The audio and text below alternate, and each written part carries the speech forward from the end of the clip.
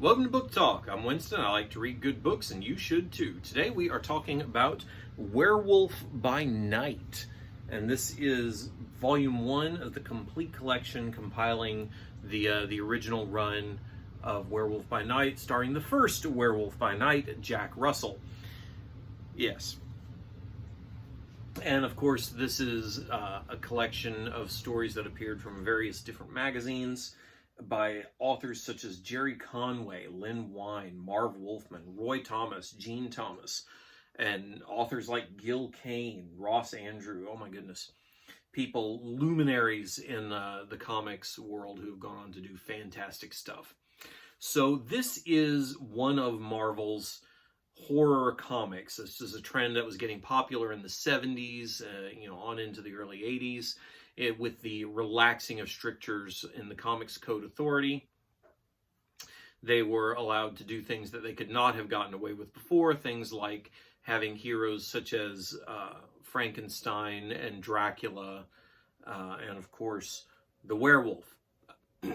All things that were absolutely forbidden under the Comics Code Authority. You would not be allowed to put that stamp on your book if you were using these kinds of characters before. And they don't go as graphic as the EC Crypt Keeper stories, but especially in the early books, they do kind of follow the same pattern of morality play. Jack, when we meet Jack, he is full werewolf. He doesn't know what's going on. He's confused. And in fact, Jack spends a great deal of this book confused as the werewolf. The werewolf is a primal creature. Every time it's in the world of man, every time it's in the city or surrounded by other people, it's confused and scared rather than vicious and murderous. And of course, when Jack transforms back, he doesn't know what's going on. Predictably, the first couple of stories kind of focus on the personal horror of Jack and whether or not he's going to be able to cure his condition, whether or not he's going to keep people safe, keep the people around him safe from his condition, or how he's going to have to eventually learn to cope with it. But that kind of thing doesn't last, so they find a way. The character progresses, and then we start moving into the kind of stories that shape the rest of the book. And they are very much morality plays, in which the evil of the people around him always kind of is thrown into stark contrast by Jack's action as a person, and even more so with his actions as a werewolf.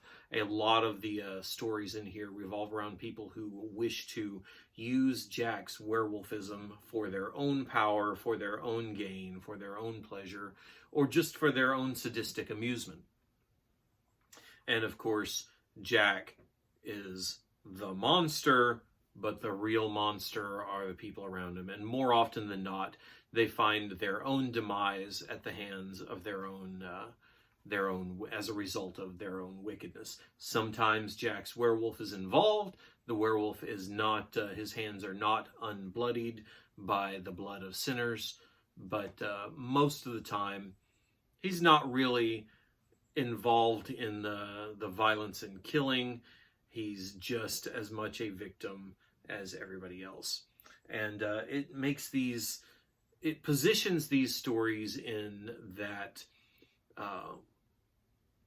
that frame of horror novel, of horror story, where really you get to use something that appears to be horrible on the outside to reveal what is actually horrible on the inside of the people who are just, trying to use this. And the werewolf curse is by no means made light of, or this is not poor werewolf. This is a dangerous monster if you provoke it. The werewolf in this is much more of an animal than a supernatural sadistic killer, in the same way as say Frankenstein or well, Frankenstein was portrayed as sympathetic more often than not in the comics, but Dracula is always a monster. So there are lots of good stories here. Volume 1, there are several volumes of this, and of course the character's legacy has extended on into the modern day. I really love these original stories. They've got that flavor of the 70s, that kind of wacky, not kind of wacky goofball, but surreal pseudo reality of 70s comics. That's just really fits the tone of the stories that they're trying to tell.